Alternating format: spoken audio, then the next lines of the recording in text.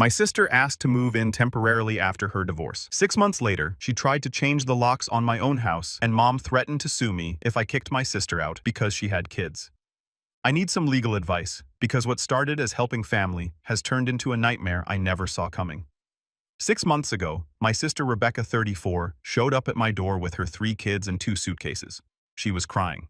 The kids looked shell-shocked, and she told me her husband Kevin had been cheating for over a year. She just found out that morning when she discovered credit card statements for hotels and jewelry she never received. I've always been close with Rebecca. Growing up, she protected me from our mother Patricia's more extreme moods. When Mom would go on one of her tirades about how I wasn't living up to my potential, or how disappointing I was compared to my cousins, Rebecca would sneak into my room afterward with snacks and comic books. So when she showed up needing help, I didn't hesitate. "It's just for a few weeks," she said, trying to hold back tears while her oldest Tyler stood behind her, looking like he was trying to be brave. "Just until I can figure out what to do. I can't stay with Mom. You know how she is." I did know. Our mother has always been intense. She's the type who shows up unannounced to check on things, rearranges your furniture because they were all wrong, and has opinions about every aspect of your life. But she's also fiercely protective of family, especially Rebecca. My house isn't huge, but I'd worked hard to buy it 3 years ago. Software development pays well, and I'd been careful with money. It's a 3-bedroom colonial in a good school district which I bought thinking about the future, maybe starting my own family someday. The guest room was decent-sized, and I figured the kids could share while Rebecca took the pull-out couch in there. The first few weeks were actually okay. Rebecca helped around the house, cooked amazing dinners, and the kids were surprisingly well-behaved. Tyler started opening up to me about school, showing me his drawings. Olivia, the middle child, would curl up next to me while I work from home reading her books quietly. Even little Nathan, who was initially shy, started following me around, asking endless questions about my computer and how websites worked. But then our mother got involved. Patricia showed up one day while I was in a video meeting. I could hear her through my home office door directing Rebecca on where to put things, talking about how this arrangement could work long-term. When I finished my meeting and came out, she'd already been to Target and bought organizers for the guest room closet, a small dresser for the kids' clothes, and was measuring the windows for proper curtains. "James," she said, not even looking up from her measuring tape, "Rebecca needs stability right now. The children need consistency. This room has potential. Mom, this is temporary," I said, trying to keep my voice level. "Rebecca's looking for her own place."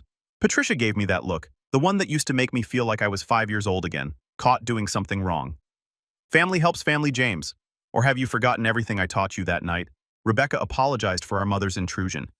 "You know how she is," she said, looking exhausted. "I told her not to come over, but she insisted on seeing where the kids were staying. I told her it was fine, that I understood, and I did." Our mother had a way of steamrolling into situations, taking control, whether you wanted her to or not. Weeks turned into months. Rebecca had gotten a part-time job at a local marketing firm, but she said it wasn't enough to afford rent anywhere decent in the kids' school district. The divorce was getting messy. Kevin was fighting her on everything, trying to claim she'd abandoned the marital home, dragging out custody arrangements. I wanted to help. The kids had been through enough upheaval. So when Rebecca asked if they could stay just a little longer, I agreed. But things started changing around month 3.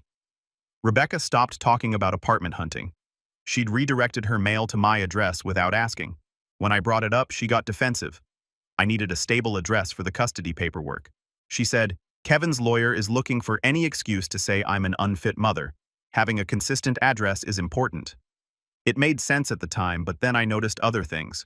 She'd hung pictures on the guest room walls, bought a rug. The kids' toys had migrated from the guest room into the living room, the kitchen, my home office. Nathan had started calling it our house. When I tried to establish some boundaries, asking her to keep the kids' things contained to the guest room setting, quiet hours for my work, Patricia got involved again. "They're children, James," she said during one of her unannounced visits. "You can't expect them to live like prisoners in one room. This is their home now, too." "It's not their home," I said, frustration building. "It's my home. I'm helping Rebecca through a tough time, but this was never meant to be permanent." Patricia's face hardened. "Rebecca is your sister. Those are your nephews and niece. After everything she did for you growing up, how can you be so selfish?" The guilt was suffocating. She was right that Rebecca had always been there for me. But this wasn't what I'd signed up for. I was 32, single, working from home. I'd bought this house as an investment in my future, not to become a landlord to my sister's family. Last week, everything came to a head. I'd been dating someone, Michelle, for about 2 months. Things were going well, and I invited her over for dinner. I told Rebecca in advance, asked her to keep the kids occupied in their room for the evening. Instead, I came home to find Rebecca had cooked an elaborate family dinner. The kids were at the dining table, which had been set with my good dishes. Patricia was there too, having apparently been invited by Rebecca. I thought it would be nice for Michelle to meet the whole family, Rebecca said brightly. Since we all live here together. The evening was a disaster. Nathan spilled juice on Michelle's dress. Tyler kept interrupting our conversations to show Michelle his drawings. Olivia threw a tantrum when told it was bedtime. And through it all, Patricia kept making comments about how wonderful it was that I was stepping up for family and how any woman I dated would need to understand that family comes first. Michelle left early. She texted me later saying I seemed like a nice guy, but she wasn't ready to date someone with kids.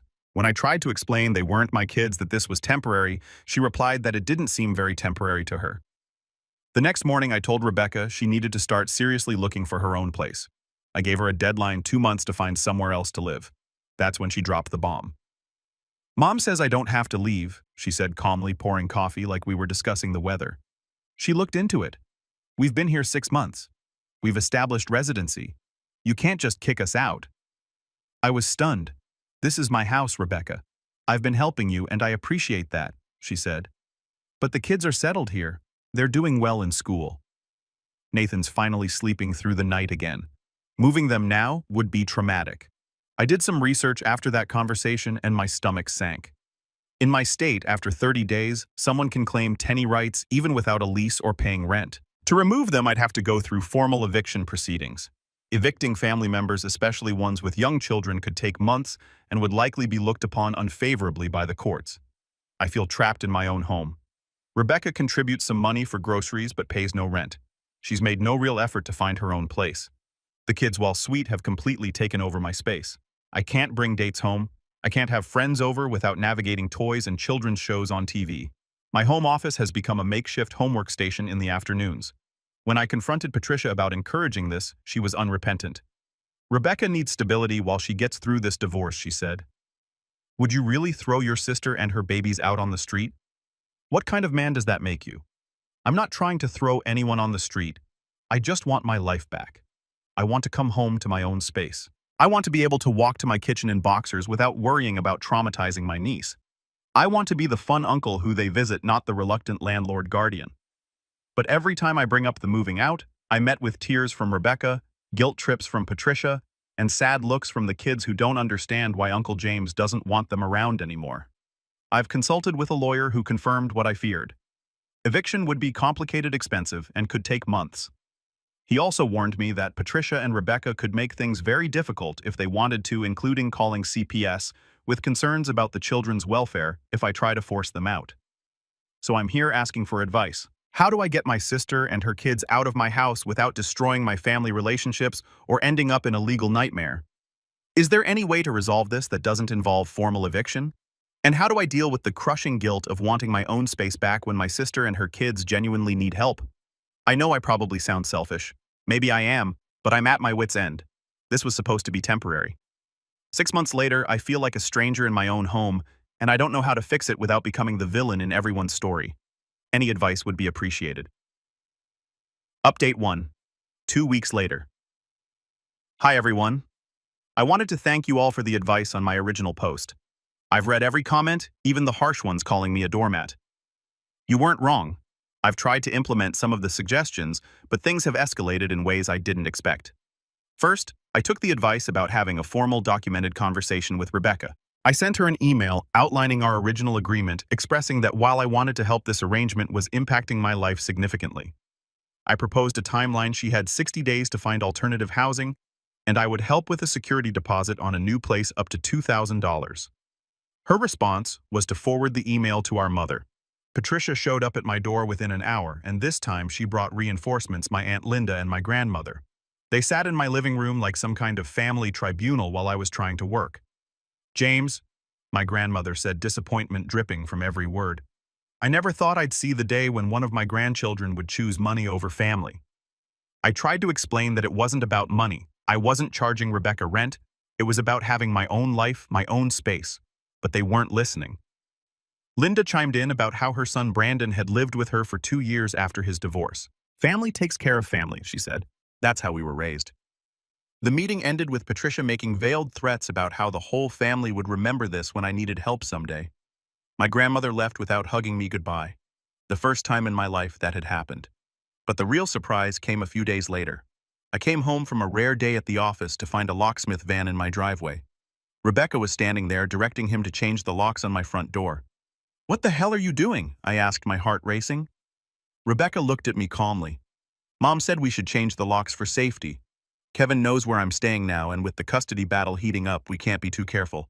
This is my house, Rebecca. You can't change my locks." The locksmith looked uncomfortable packing up his tools. "Ma'am, if your name isn't on the deed, his name is on the deed," Rebecca said smoothly. "But I live here. I have residency rights." The locksmith left without doing the work, but the message was clear. Rebecca wasn't planning on leaving anytime soon. That evening, I discovered she'd been telling the neighbors that she lives here now. Mrs. Chen from next door mentioned how nice it was that I was letting my sister move in permanently and how good it was for the kids to have a stable home during the divorce. I also found out Rebecca had enrolled the kids in after-school activities using my address, joined the local community center as a household member, and even registered to vote using my address. Every piece of mail that arrived further cemented her claim to residency. The kids, meanwhile, had completely settled in. Tyler had asked if he could paint one wall of the guest room with chalkboard paint for his drawings. Olivia wanted to know if her best friend could sleep over next weekend. Nathan had started a small garden in my backyard, proudly showing me his tomato plants. It broke my heart because I love these kids. But I also realized that the longer this went on, the harder it would be to undo. I consulted with another lawyer, one who specialized in tenant law. She was blunt. "Your sister has established tenny. The fact that she's family actually makes this worse, not better. Courts are very reluctant to evict family members, especially single mothers with young children. If you pursue this, you're looking at months of legal proceedings, thousands in legal fees, and no guarantee of success." She also warned me that Rebecca and Patricia seem to be building a case. Changing the locks without your permission is illegal, but documenting all the ways she's established residency. That's strategic. Someone is advising them. Sure enough, I later learned that Patricia's friend from book club is a paralegal who went through a similar situation with her brother-in-law. The stress is affecting my work. I'm making mistakes, missing deadlines. My manager asked if everything was okay during our one-on-one. I couldn't exactly explain that I was living in a hostage situation in my own home. Michelle reached out last week saying she'd been thinking about me. I wanted to respond to try again, but what would I say? "Hey, want to come over?" Just ignore my sister who's squatting in my guest room and my mother who will interrogate you about your intentions. The financial burden is growing too. Groceries for 5 people are expensive. The utilities have nearly doubled. Rebecca contributes what she can, which amounts to about $200 a month. She says the rest of her salary goes to her lawyer for the divorce. I feel like I'm being manipulated from all sides. Rebecca plays the victim, talking about how Kevin is trying to take the kids, how she never thought she'd be a single mother, how grateful she is that at least she has me. Patricia plays the enforcer, reminding me of family obligations and how Rebecca was there for me growing up. The kids are just kids, innocent in all this, which makes it worse. Last night, I overheard Rebecca on the phone with someone. I think her divorce lawyer. She was saying something about establishing a stable environment for the children and how living with family showed she had support systems in place. It hit me then, I'm not just housing her. I'm being used as evidence in her custody battle. I'm at a complete loss. Every option seems to lead to me being the bad guy. If I formally evict her, I'm the uncle who threw his sister and her kids out during their darkest hour. If I don't, I'm stuck indefinitely as an unwilling landlord and co-parent to kids that aren't mine. Some of you mentioned setting boundaries, but how do you set boundaries with someone who's already inside the gates, who has your mother as an ally and 3 kids as unwitting human shields? I'm going to try one more conversation with Rebecca, maybe try to appeal to the sister. I remember the one who protected me, who wouldn't have wanted to put me in this position, but I'm not hopeful. Thanks for listening. I'll update again if anything changes. Update 2, 4 months later. I know it's been a while since my last update. Honestly, I've started and deleted this post so many times because I'm still processing everything that's happened. But I owe you all an update, and maybe writing it out will help me figure out where to go from here. After my last post, I tried one more heartfelt conversation with Rebecca. I waited until the kids were at school and Patricia wasn't around. I even made her favorite coffee and sat down at the kitchen table, the same table where we used to do homework together as kids. Becca, I said using her childhood nickname. This isn't what either of us wanted. I know you're going through hell with Kevin, but you're putting me through hell too. Can't we figure out something that works for both of us? For a moment, I saw a flicker of the sister I remembered. Her eyes got soft and she reached for my hand. I know this is hard on you, James. I never wanted it to go on this long, but Kevin's being vicious. He's claiming I'm an unfit mother, that I can't provide a stable home. If I'm bouncing from place to place, living in some crappy apartment, he could get primary custody. I can't lose my kids. I felt for her. I really did. But then she said something that changed everything. Mom says if I can just hold out until the divorce is final, Kevin will have to pay enough in alimony and child support that I can afford a good place. It shouldn't be more than another 6 months. 8, at the most. 8 more months. She said it so casually, like asking to borrow a book. Rebecca, that's almost another year. I can't do this for another year. Her soft expression hardened immediately. So you'd rather see your nephews and niece living in poverty? You'd rather help Kevin take them from me? That's when I realized the sister who used to protect me was gone, replaced by someone I didn't recognize. Or maybe this had always been there, hidden under the protective older sister facade. The next few weeks were tense. I started implementing some of the boundaries you all suggested. I put a lock on my home office door. I set up a separate mini fridge in my bedroom for my own food after finding my grocery bills had tripled. I stopped engaging when Patricia came over to lecture me. That's when the retaliation started. First, it was small things. My work calls would mysteriously have interruptions. Kids screaming, TV blaring, Rebecca needing something urgently, just as important meeting started. My food from the locked fridge would disappear when I forgot to lock it one time. Oh, Nathan was hungry and I didn't realize that yogurt was special, Rebecca would say innocently. Then came the big one. I woke up one morning to find a notice on my door from the city. Someone had called in a complaint about the illegal boarding house I was running. The inspector who came out was understanding when I explained the situation, but he still had to investigate. He noted that having 5 people in a 3-bedroom house wasn't against code, but any rent collected would need to be reported, and I'd need to ensure all safety requirements for a rental were met. I'm not collecting rent, I told him. It's my sister. She's just staying temporarily. He gave me a knowing look. Sure, just make sure you have working smoke detectors in every bedroom and common area. And if this temporary situation continues, you might want to check your homeowner's insurance policy. Some have clauses about long-term guests. After he left, I confronted Rebecca. She denied calling in the complaint, but the smirk on her face told me everything. Patricia, when I called her, said it was probably one of my nosy neighbors and that if I hadn't made such a fuss about Rebecca staying, no one would have noticed anything wrong. I checked my homeowner's insurance. Sure enough, having long-term guests not on the policy could void my coverage. When I tried to add them, the premium nearly doubled. But the worst part, the kids were starting to turn against me too. Not maliciously. They're still good kids. But Rebecca had started framing everything as Uncle James doesn't want us here. When I put a lock on my office, Tyler asked why I was locking them out. When I bought my own food, Olivia asked if I didn't like eating with them anymore. Nathan stopped showing me his garden, saying, "Mommy said you don't like my plants." It was weaponizing the children in the most insidious way. Last month, things escalated to a point I never imagined.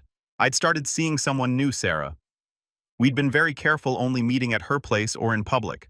But one evening, she surprised me by stopping by with takeout, thinking it would be nice. Rebecca answered the door before I could. "Oh, you must be James's new girlfriend," she said brightly. "I'm Rebecca, his sister. I live here with my 3 kids. Come in. The kids would love to meet you." What followed was an orchestrated disaster. Rebecca had clearly coached the kids. They were on their worst behavior, screaming, fighting, making messes. Tyler knocked over Sarah's wine accidentally. Olivia had a meltdown about wanting Sarah's food. Nathan clung to my leg, crying about how Uncle James was going to leave them for a new family. But the coup de grace was when Patricia showed up unannounced as always. "Another girlfriend, James," she said coolly, looking Sarah up and down. "I hope this one understands family values better than the last one." Sarah left within an hour. She texted me later. "James, you seem nice, but this is way too much drama for me. Good luck with everything." I haven't heard from her since. That night, I told Rebecca she had 30 days to get out. Not 60, not 90, 30 days, or I would start formal eviction proceedings. The next morning, I woke up to 47 missed calls and a storm of text messages. Patricia had rallied the entire extended family. My phone was a tsunami of guilt, manipulation, and outright threats. How dare you, those poor children? You'll regret this. We won't forget this betrayal. What would your father think? He passed 5 years ago, and invoking him was a low blow even for Patricia. But the one that chilled me to the bone was from Patricia. If you try to evict Rebecca, I'll call CPS and report that you're endangering the children by trying to make them homeless. I'll tell them about the locks you've put up, how you're denying them food, creating a hostile environment. See how that affects your precious career. I screenshot that message and immediately forwarded it to my lawyer. Her response was sobering. This is escalating to dangerous territory. Your mother is essentially threatening to file a false CPS report, which is illegal, but proving it's false could be a nightmare. CPS investigations, even unfounded ones, are serious. If you work in tech, some companies have morality clauses that could be triggered by such an investigation. She recommended I start documenting everything, every interaction, every threat, every incident. She also suggested I install security cameras in common areas of my home with proper notice to Rebecca. Of course, when I informed Rebecca about the cameras for everyone's safety, she lost it. "You're treating us like criminals," she screamed. "We're your family. Family doesn't threaten family." I shot back. "Family doesn't take advantage of generosity and turn it into a hostage situation." She started crying then, but it felt calculated. The kids were watching from the stairs, and she made sure they could hear every word. "Did you hear that baby's Uncle James thinks we're holding him hostage? He wants to put us on the street." Tyler. The oldest looked at me with such disappointment. "I thought you loved us, Uncle James." I retreated to my room and didn't come out for the rest of the night. So here I am 4 months after my last update, 10 months into this nightmare. Rebecca is still here. The kids are still here. My dating life is non-existent. My relationship with my extended family is destroyed. I have cameras in my own home that make me feel like a prison warden. My sister and I can barely be civil to each other. The kids walk on eggshells around me, coached by their mother to see me as the enemy. And the latest development, Rebecca's divorce is dragging on. Kevin's lawyer has apparently raised questions about her living situation, suggesting that living with a single male relative might not be the best environment for the children. So now Rebecca is painting me as the stable family-oriented brother who's graciously supporting his sister while simultaneously threatening to have me investigated by CPS if I try to evict her. I'm trapped in a web of manipulation that would be impressive if it wasn't destroying my life. My lawyer has suggested mediation with a family counselor present. She thinks having a neutral third party might help Rebecca see how her actions are affecting everyone, including her children. But mediation requires both parties to participate in good faith, and I'm not sure Rebecca or Patricia are capable of that anymore. I love my nephews and niece despite everything. I don't blame them. They're victims in this too. But I can't live like this anymore. I can't be held hostage in my own home by guilt and manipulation. I can't let Patricia and Rebecca destroy my life because Rebecca made bad choices in her marriage. I'm at a crossroads. Do I proceed with eviction and risk the threatened CPS investigation, the complete destruction of my family relationships, and the trauma to the kids? Or do I continue to live as a prisoner in my own home, watching my life pass by while Rebecca uses me as a prop in her divorce proceedings? I never thought I'd say this, but I've actually considered selling the house just to force the issue. But even that feels like letting them win. Thank you all for following this saga. Your support and advice have kept me sane. I'll update again when I figure out what to do next. Final update 2 months later. This will be my last update on this situation. I wanted to wait until everything was resolved before posting and I finally have some closure to share. After my last post, I was at rock bottom. The threats from Patricia about CPS, the manipulation from Rebecca, the guilty looks from the kids, it was all too much. Some of you messaged me privately with similar stories, and honestly, those messages kept me going knowing I wasn't alone. That this kind of family manipulation happens to others made me feel less crazy. The turning point came from an unexpected source. Kevin, Rebecca's soon-to-be ex-husband. He reached out to me through my LinkedIn of all places. His message was simple. "I think we should talk." I was suspicious, obviously, but I was also desperate. I agreed to meet him at a coffee shop downtown somewhere public and neutral. Kevin looked rough. He'd lost weight, had bags under his eyes, and seemed to have aged years in the months since their separation. But his first words shocked me. "I didn't cheat on her," he said quietly. "I never cheated on Rebecca. She made it all up." He showed me documents, credit card statements Rebecca had claimed were for hotels and jewelry. The hotels were business trips, all documented with company expense reports. The jewelry charge was for his mother's birthday gift, which he had the receipt for complete with an engraving for Mom. Why would she lie about that? I asked. Though part of me was already connecting dots, I didn't want to connect. Kevin laughed bitterly. Because she wanted out, but she wanted to be the victim. She couldn't just ask for a divorce. She needed a story where she was the wrong party, where everyone would rally around her. He told me about the months leading up to their separation. Rebecca had been spending more time with Patricia, coming home talking about how she deserved better and how Kevin was holding her back. Patricia had been filling her head with stories about how much money she could get in alimony and child support if she played her cards right. Your mother convinced her that being a victim of infidelity would get her better terms in the divorce. Kevin said more sympathy from the judge, more money, more likelihood of primary custody. All she had to do was sell the story. I felt sick. But Kevin wasn't done. Do you know why she really chose to stay with you instead of your mother? He asked. I shook my head.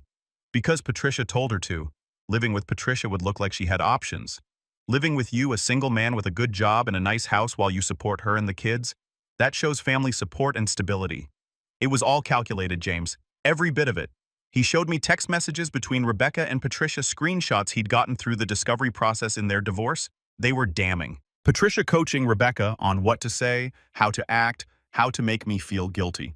Discussions about how long they could milk this situation before I either gave in and let them stay permanently or paid them to leave. There was even a message where Patricia said, James was always too soft. He'll cave eventually, and if he doesn't, we'll make sure everyone knows what kind of man abandons his sister and her babies. I sat there in that coffee shop reading message after message, feeling like the world's biggest fool. The sister I thought I'd been helping had been playing me from day one. The mother I'd been trying to appease had been orchestrating the whole thing. Why are you showing me this? I asked Kevin. Because they're doing to you what they did to me, he said. Patricia convinced Rebecca that I was the enemy, that she deserved everything I'd worked for. Now they're convincing your family that you're the enemy. I lost my kids, James. I see them every other weekend if I'm lucky. And when I do, they've been poisoned against me. I don't want to see the same thing happen to you. I asked if I could have copies of the messages. He said his lawyer advised against it, but he could testify to their existence if needed. Armed with this knowledge, I went home and did something I should have done months ago. I called Patricia's bluff. I sent a group email to Rebecca, Patricia, and CCT, my lawyer. In it, I laid out everything. The original agreement was temporary. Rebecca had made no good faith effort to find alternative housing. The threats of false CPS reports were criminal. I had documentation of everything, including their messages about milking the situation. They had 30 days to vacate, or I would pursue formal eviction and press charges for extortion. I also included one more thing. If CPS is called, I will fully cooperate with their investigation. I will also provide them with all documentation of the threats made to weaponize their services, which I'm sure they'll find very interesting. The response was immediate and explosive. Patricia called screaming about betrayal, about family, about how I'd regret this. Rebecca cried, begged, pleaded. She even tried to seduce me one night, which was so wildly inappropriate and desperate that it only strengthened my resolve. But I held firm. I installed more cameras. I documented everything. I even hired an off-duty police officer to be present when I knew confrontations were likely. The extended family pressure was intense. I was disinvited from Christmas, from cousin Jennifer's wedding, for my nephew's baptism. My grandmother sent me a letter saying she was disappointed in the man I'd become. But a funny thing happened. Some family members started reaching out privately. My cousin David told me Patricia had tried the same thing with him years ago, trying to move Rebecca in after a fight with Kevin. My aunt Sarah, not Linda, who'd been at that intervention, admitted she'd always thought Patricia was manipulative, but had been too afraid to say anything.